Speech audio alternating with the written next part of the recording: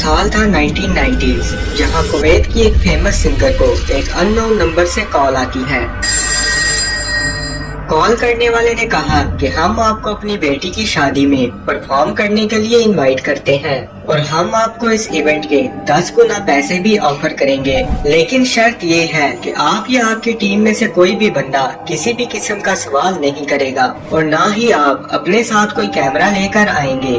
ये सिंगर इस डील को एक्सेप्ट कर लेती है और उसी रात ये बताई हुई लोकेशन पर पहुंच जाते हैं। सिंगर ने जब परफॉर्म करना शुरू किया तो उसकी असिस्टेंट ने नोट किया कि शादी में मौजूद सभी लोग एक ही तरीके का डांस कर रहे हैं, जैसे ये कोई रोबोट्स हों, और इनकी आंखें भी बहुत अनयूजुअल दिखाई दे रही थी। जब असिस्टेंट की नजर इनके पैरों पर पड़ी तो उसने देखा कि इनके पैर इंसानी नहीं बल्कि किसी जानवर के हूफ्स की तरह दिखाई दे रहे हैं। मेरा नाम है अब्दुल्ला और आज हम कुवैत की इसी जिन वेडिंग के बारे में बात करने वाले हैं।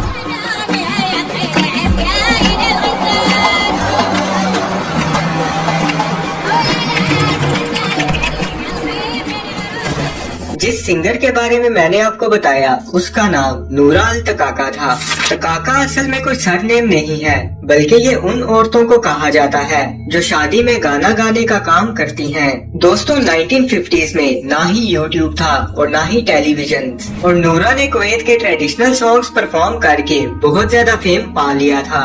1950 से 1970s के दरमियान कुवैत की रॉयल फैमिलीज इन्हें अपनी शादियों पर लाइव परफॉर्मेंस के लिए इनवाइट करती थी और बदले में ये नूरा को अच्छी खासी अमाउंट से भी खुश करते थे। लेकिन दोस्तों कहानी में ट्विस्ट आता है 1990s के दौरान, जहां नूरा नॉर्मल रूटीन के मुताबिक एक वेडिंग में परफॉर्म करके घर वापस आती है कि थोड़ी ही देर बाद नूरा को एक अननोन नंबर से कॉल आती है।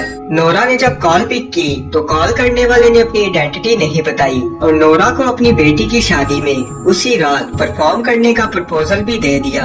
जैसा कि नूरा ऑलरेडी थकी हुई थी, इसीलिए उसने ये ऑफर फौरन रिजेक्ट कर दी। लेकिन उस बंदे ने नूरा को एक नॉर्मल इवेंट के मुकाबले 10 गुना पैसे देने का दावा किया।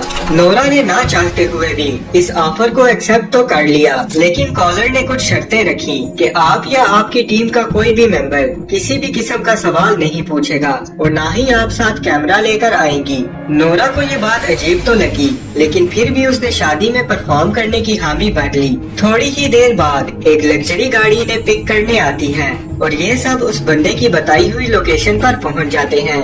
ये एक आलीशान मेंशन था और नूरा और उसकी टीम ने पहले कभी भी ऐसे मेंशन में परफॉर्म नहीं किया था। जब ये मेंशन में एंटर होते हैं तो देखते हैं कि जैसे ये किसी प्रिंस की शादी में आ गए हों और इनका अच्छी तरह से वेलकम भी किया जाता है। नूरा और उसकी टीम थोड़ी ही देर बाद अपना सॉन्ग परफॉर्म करने के लिए वहाँ सेटअप लगाने लगते हैं। सब कुछ बिल्कुल ठीक चल रहा था। नूरा और उसकी टीम ने सॉन्ग परफॉर्म करना शुरू कर दिया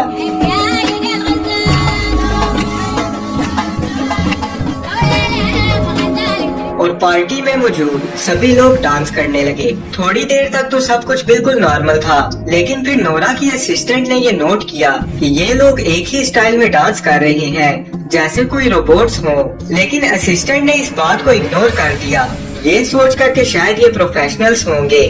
दोस्तों यहाँ से कहानी और भी ज्यादा क्रीपी होने लगती है जब नूरा अपनी परफॉर्मेंस के बाद वापस जाने की तैयारी करना शुरू करती है कि तभी वहाँ एक लंबे से कद का आदमी आ खड़ा हुआ और उसने नूरा से कहा कि तुम तब तक गाती रहोगी जब तक मैं तुम्हें रुकने के लिए ना बोल दूं।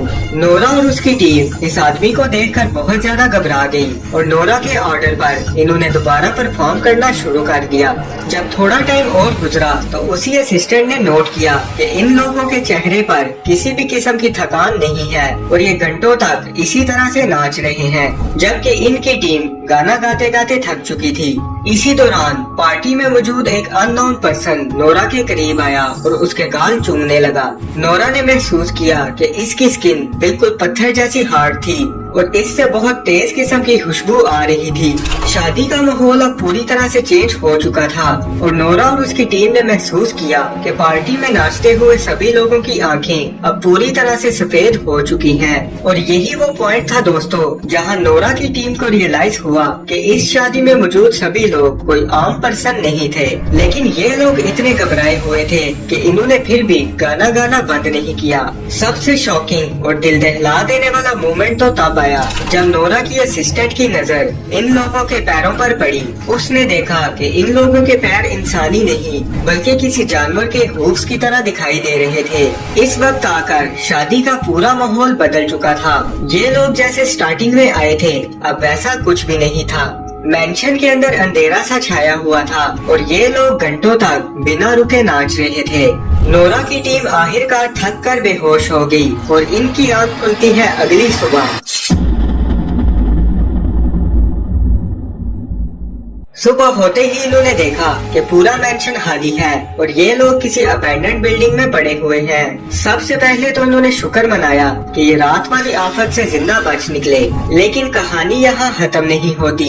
जब ये लोग इस बिल्डिंग से बाहर आते हैं तो नोरा रोड पर चलते हुए एक बुजुर्ग से इस जगह के बारे में पूछने लगती है और साथ ही साथ वो कल रात होने वाला सारा इंसिडेंट इस बूढ़े आदमी को एक्सप्लेन कर देती है, जिस पर बूढ़ा आदमी कहता है कि यहाँ कोई मेंशन एग्जिस्ट ही नहीं करता और ये जगह सालों से वीरान है।